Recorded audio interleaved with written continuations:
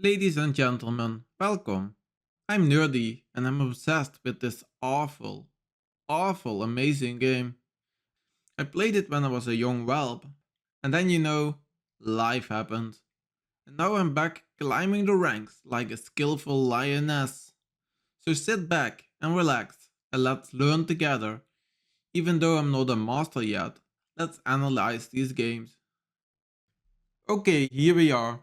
This was a daily game I played in a tournament and it was against a 1600 and I'm around 1100. Please do not run away if you're higher rated than me. You can always learn something or you can make fun of my less than fully optimized play. So here we go.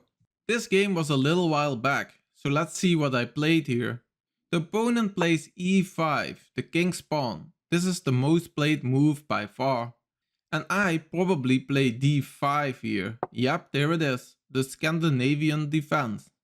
I like this opening for black. It immediately forces your opponent to make a choice. To take or not to take. And here, my opponent didn't take the pawn and put the knight on c3. This is totally reasonable. Now we have like 3 reasonable responses. Taking the pawn on e4, pushing our d-pawn, or putting the knight on f6. I don't really like to put the knight on f6, because many opponents immediately push their e-pawn. Then there are only 2 reasonable squares for the knight, back in front of the queen or to the center. Please don't put the knight on h5 or g4. On h5 the piece can just be captured by the opponent's queen, and g4 is just not a good square for the knight. However, none of that happened because I kept it simple and just took the pawn. Now my opponent captures with the knight and I respond by bringing my queen to d5. Even though the computer indicates this is an accuracy, I believe it is completely reasonable move.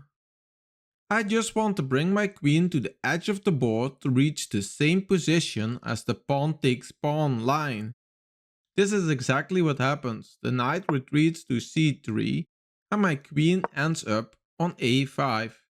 So here we continue developing. The knights come out and my opponent places the bishop on c4.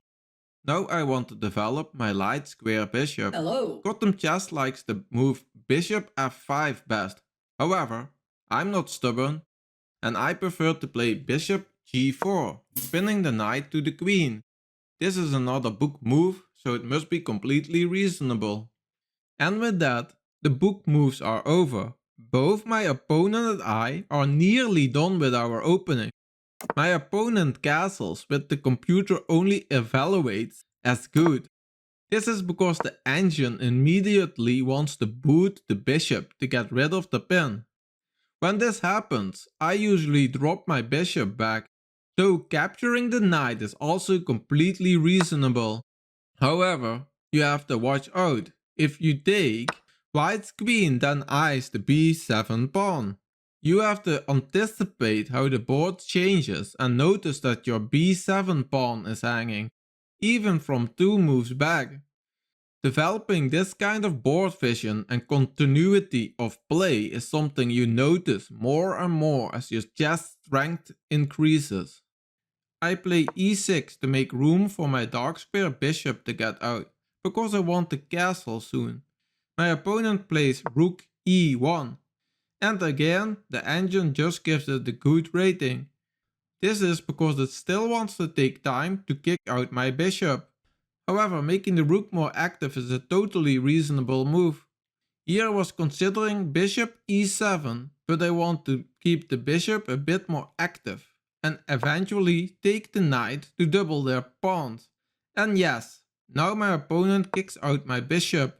I just move it back. The engine thinks taking the knight is better, but I like sliding it back and provoking my opponent in playing g4, so the king is a bit more open. Then my opponent pushes their a2 pawn to kick out my bishop. I don't even need to move out of the way here, because the a3 pawn is pinned to their rook. I'm not sure if I saw this at the time, but I kept it simple and just took the knight. They take back with their D pawn, opening up the D file. Here the evil bar says white is better, probably because I haven't castled yet. White has the open E and D files, while both their queen and bishop are aiming in the direction of my king. Then I develop my knight to c6. I did consider putting the knight on d7, so they would defend each other, which also lets me castle long. This is the move the engine likes better too, while c6 is naturally the better square for the knight. I still don't know why the engine prefers d7 in this specific position. Then the move I predicted earlier happens, pawn to g4 to kick out my bishop and break the pin. I just dropped my bishop back, but the engine notes is an inaccuracy. Instead it wanted me to attack the c4 bishop with my queen and just swap pieces. From here the computer says white is totally winning, but neither my opponent nor I could see why it was winning at all. After 2 more moves the position is totally equal again anyway. After I castle, we reach this position. Now we really getting into the meat of the middle game. Then we shuffle our pieces a bit, the bishop and my queen, and I kick back the bishop close to my king with the h pawn. My knight jumps in, but the engine says is an inaccuracy. I figure this is because the knight on the edge of the board is less active and can become a target for my opponent. But I just wanted to boot the bishop on b3 or even do an exchange. But the opponent just drops the bishop back, exactly as I wanted. Now I get my rook to the d file, where it attacks the queen. But this is just a one mover, the queen will just move out of the way. But that's okay, now my rook is way more active on the d file. Let's move ahead a little bit. After a few more moves we arrive at this position. Here I panic a bit, because there's a tactical threat. My opponent has the ability to sacrifice his knight for my pawn, leading to a strong attack against my king and my queen. At the same time my knight is hanging. I calculate these lines. If I protect my knight with my pawn, then the opponent knight sacrifices itself by taking my pawn on e6. Here the only reasonable move is taking my knight with my pawn. Then the rook takes my pawn. And here is the dilemma. Their rook eyes my queen, while the bishop on a2 protects his rook, which sets up a potential discovered attack on my king. Moving my queen to g7 loses totally. Rook takes rook is checkmate. So what about putting the queen on d7? Then they play rook takes rook. I have to move my king, the only legal square is g7. Queen takes queen and rook takes queen. And now you are down material. So I thought up this in-between move after the knight sacrifice. The computer totally hates it. But after the knight takes my rook on d8, I take their queen. Here the opponent would take my queen back with their rook. And I would take back with my rook. The computer says white is totally winning. But it's not that obvious why. None of this matters anyway. Because after my pawn push to c6, my opponent simply puts the queen back to a4. Now of course the expected sequence occurs, taking the knight with my pawn and the rook takes back. This was exactly what we expected. Now my only option is take back with my queen. This turns out to be a brilliant move. It didn't feel that way at the time, but I knew I still had fighting chances. Then it's takes. And here I thought, now I need to play very accurately, because I don't have my queen.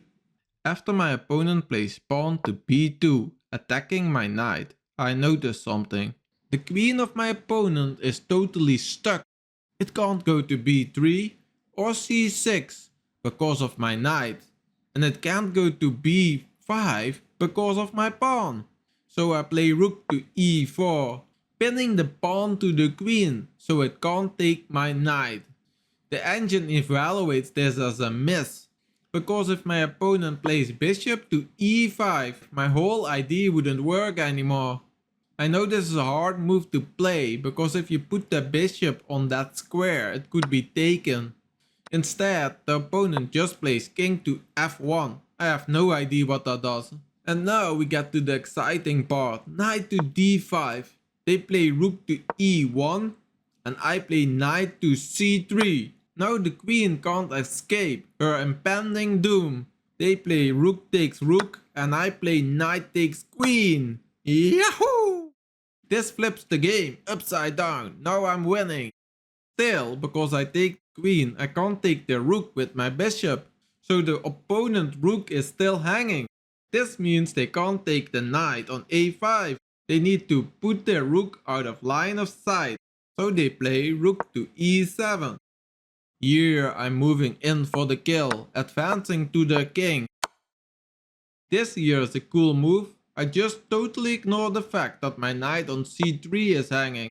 Cause I realize if they take, I can go in for the kill. A few more moves, and here you have it. Cool checkmate with a discovered attack. Alright, hope you like me analyzing this game, and that you learned something, or just had a nice time following along. Of course, I was lucky the opponent didn't protect the queen better, but a win is a win. If you enjoyed the video, make sure to like and subscribe for more. I'm Nerdy. This was Nerdy Thing Chess. I'm signing off. Bye.